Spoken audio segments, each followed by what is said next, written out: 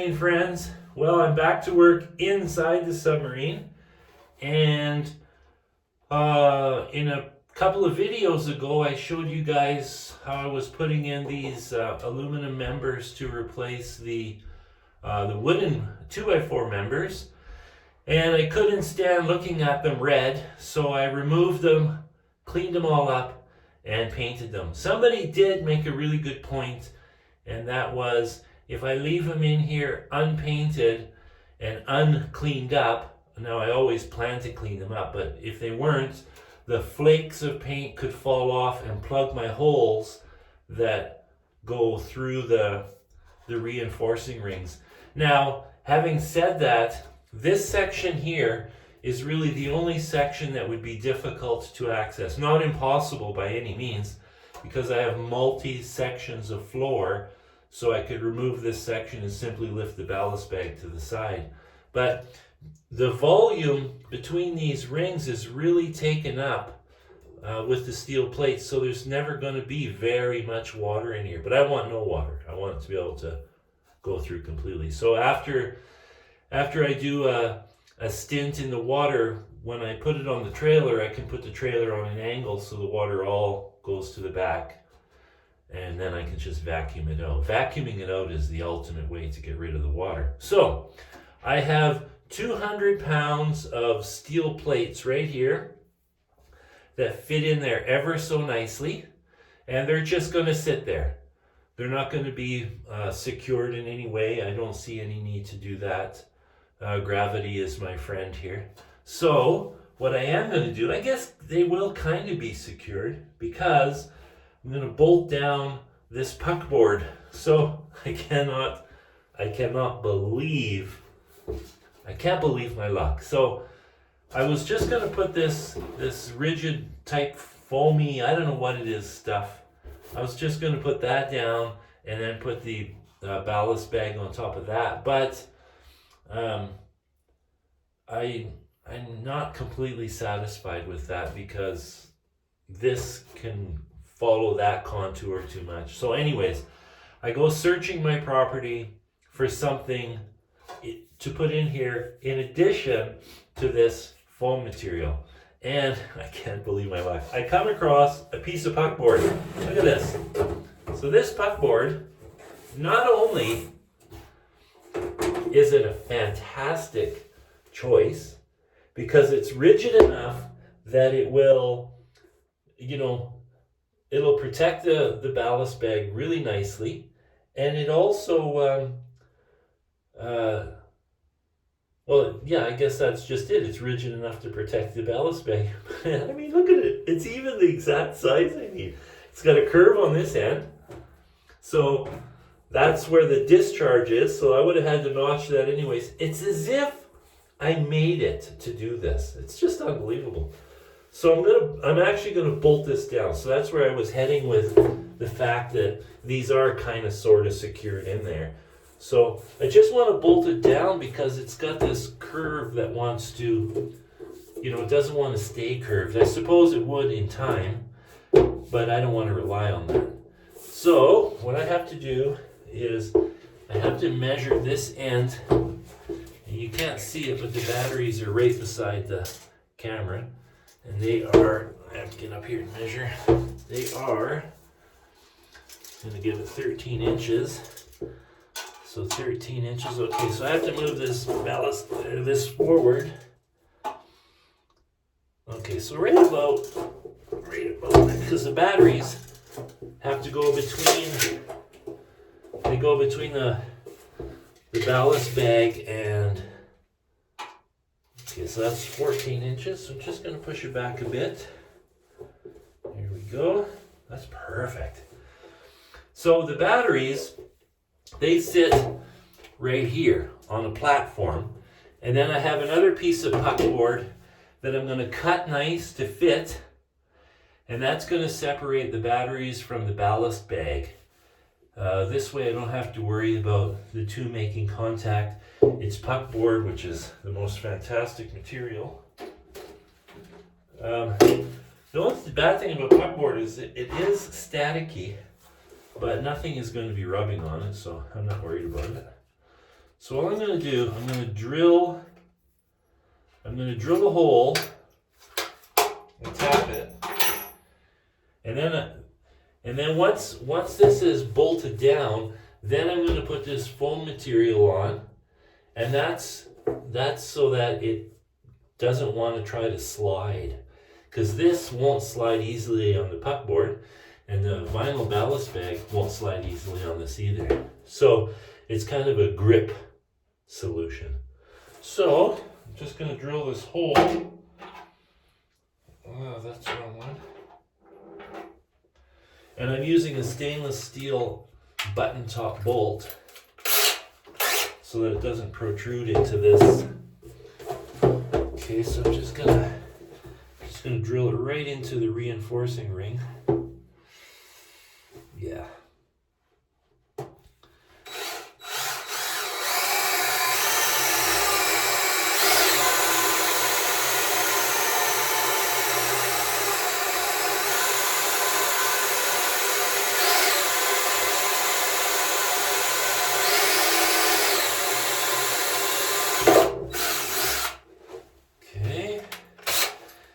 Careful not to move around, because then I'll lose where the hole is.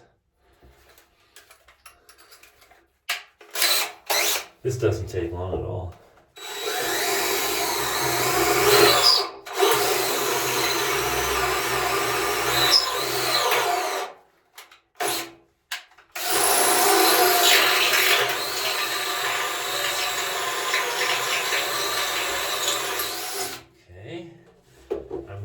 To bring my vacuum in here. That's the most wonderful thing to have, is a vacuum. Okay, now I already brought a 1/4-20 tap along. Just gonna tap right through the puck board. Okay.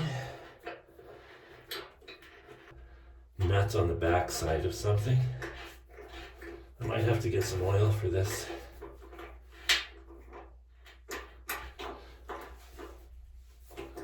The thing I want to do is break that tap.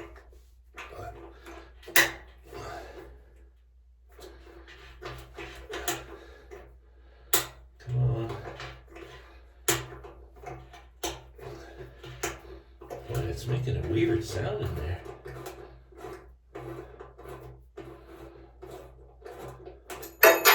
Oops. I'm going to try and go in again.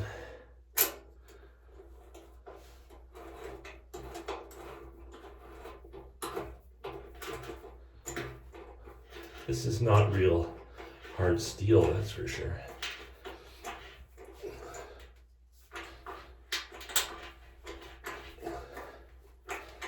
I've broken enough taps in my life to learn to be very careful. And when they break off, you know how hard they are to get out. I don't know why that's being difficult. Maybe I'll just try running the bolt in. Okay, so the bolt. I bought a whole box of these bolts to bolt my decking down. Okay. All right. One bad thing about these inexpensive bolts is the heads will break off or strip out pretty easy. See, that's not gonna work. Okay, I'm gonna get some oil just so I don't end up with a problem. Okay. This is what keeps me in shape. Crawling in and out of here. You'd be surprised how tiring that is by the end of the day. Okay.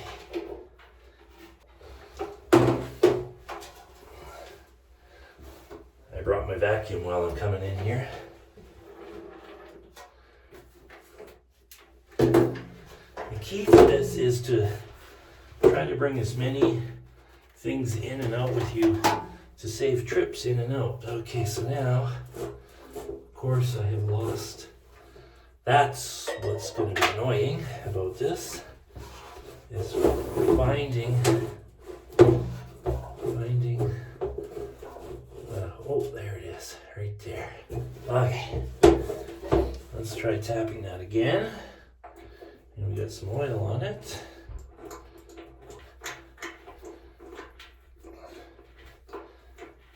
Okay, well that's sure easier. I'm kind of a dum-dum for doing it. There we go. All right, let's try this once more.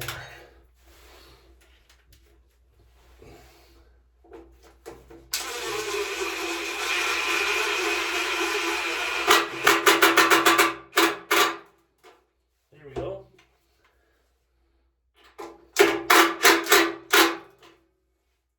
Sunk it into the plastic a bit. That's okay. Perfect. Oh, I'm so tickled. I'm just tickled pink with this. It's like this hose here. I know I said it before, but this radiator hose, that's the precise, correct shape for what I needed. Okay, take those shavings out. Oh, another thing. This just arrived. Happy about that. I bought 200 little orange floats inside my glass tube here to indicate if water is coming into the exhaust system on a dive, which would mean that this valve that goes here is failing. I mean, I don't think it's ever going to fail, but it could leak by from hot exhaust gases damaging it. That's what I want to protect against. So, to drill a hole here, you can see it doesn't take long, so why not do this end as well? Oh. Pilot hole. Pilot hole. Okay, where's the little drill bit?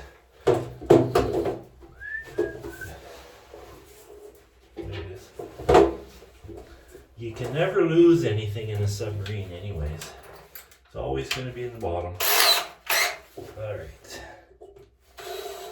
This is my son's drill. I borrowed it one time because I needed this angle. And I never gave it back. I like it so much. He hasn't come to ask for it, so until he does...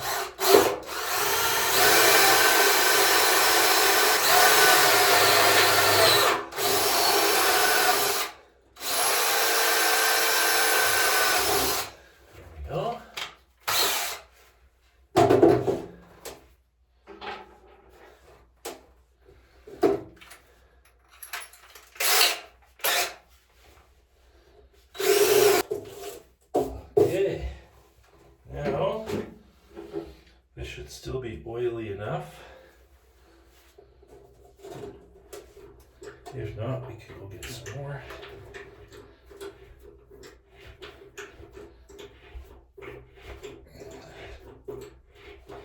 Okay, that's going pretty easy. I like bringing oil in here because it's so easy to spill it and you get a big mess. So let me just go and get some more oil here.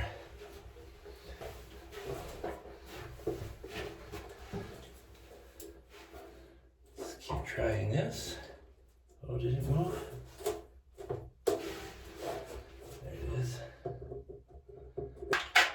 Okay.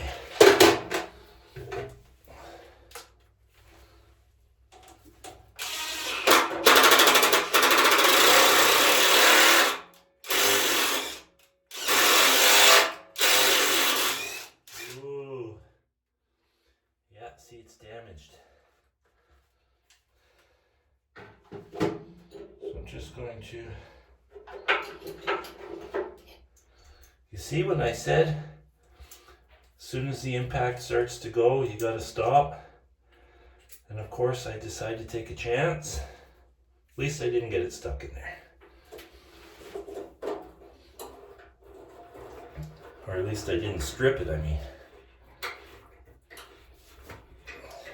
They're just cheap bolts. Like, I think I paid $18 for, what is it, 50 of them.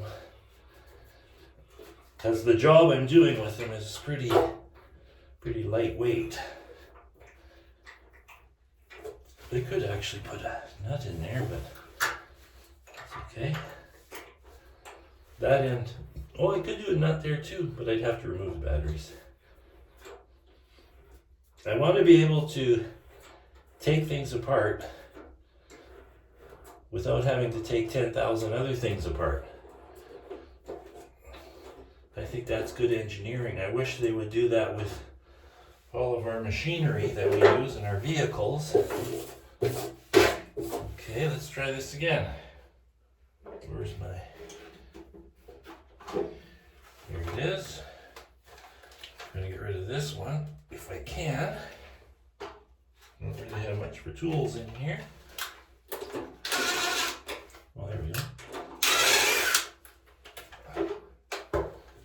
That's out. Get a new one. I might have already had a damaged one. Okay.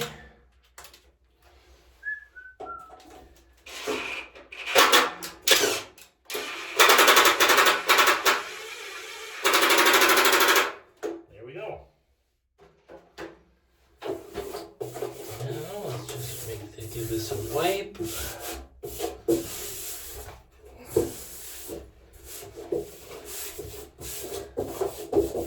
Okay, so now I can put this stuff down.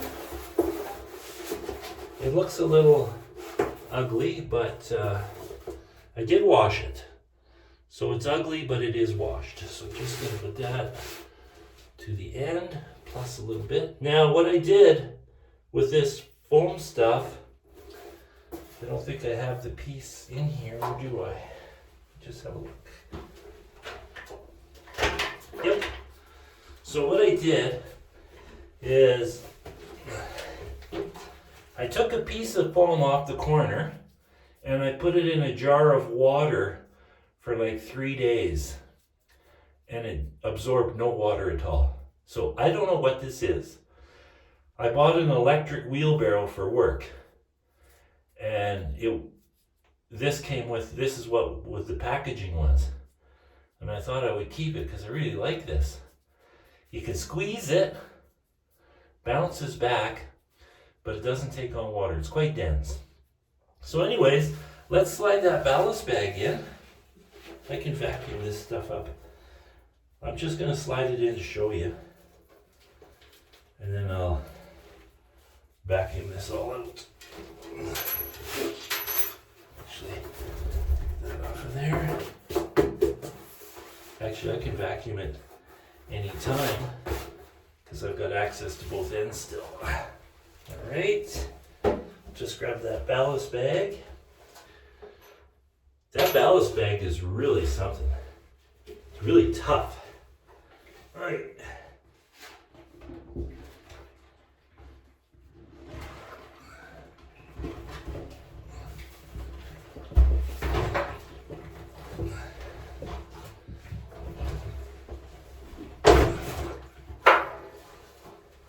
Okay.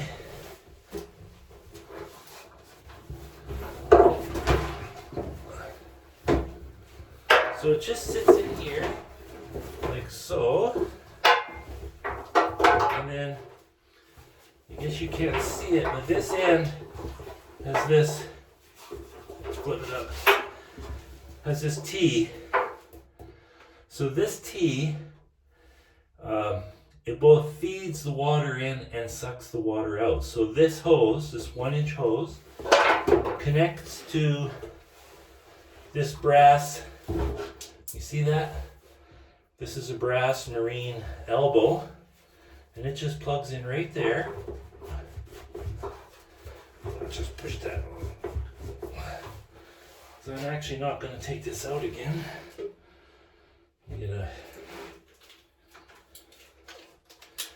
I actually have to start recording what I'm doing. So for instance, I will start a log now of the things that I'm doing, so that down the road, if I'm wondering, oh, did I tighten that? Did I bolt that down? Whatever. So it's recorded. So like, I'm going to log that I bolted the puck board down, even though it's easy to check. And the clamps are tightened.